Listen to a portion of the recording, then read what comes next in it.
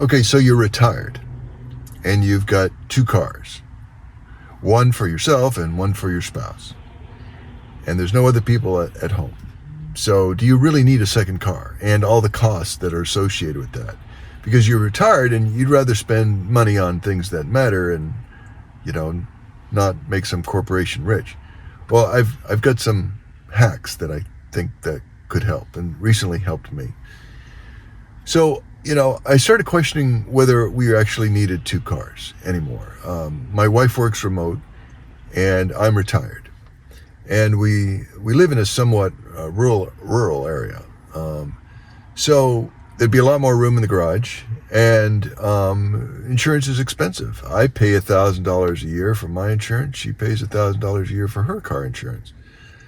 So one of the things that we're starting to think about is that of just having one car.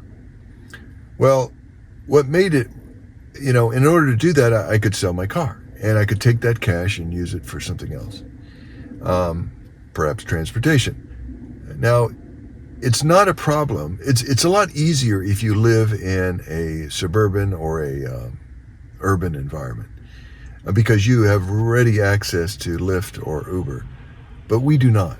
So that became a challenge because it would cost $100 to get a Lyft to go 7 miles. So that's utterly ridiculous because they have to come apparently out of town. So we looked into other things like, well, maybe, if I wanted to go tour some mountain range or something for the day, I wouldn't want to take her car and if we sold the other car and leave her in the lurch. Well, then what I could do is certainly there's a local car rental company in town and I can rent the car for a day. So that's one option. So if you sell your car, and you don't have access to Lyft and Uber, then you can rent a car for a day, and sometimes even Enterprise will come and pick you up. So that's their logo. I don't know if it's actually reliable or not. But the other option is another interesting trick, and that is you can kind of have it both ways. And what it's called is storage.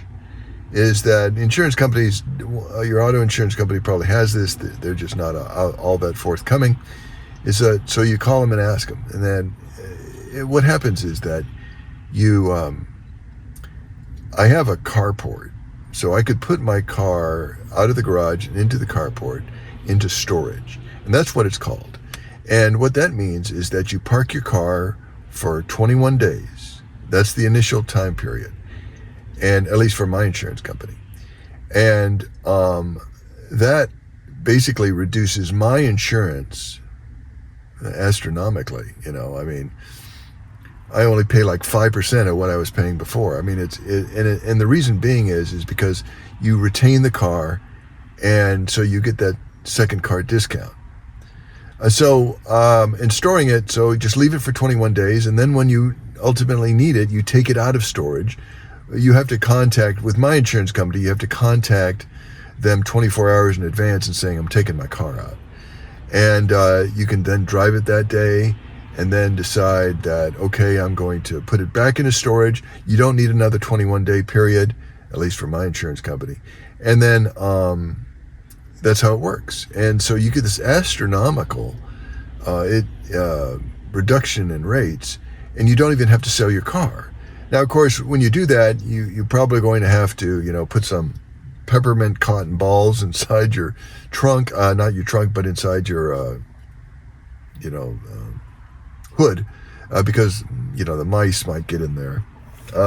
Secondly is that, you might have to get this battery charger type of thing that you plug in, and it just makes sure your battery doesn't go dead.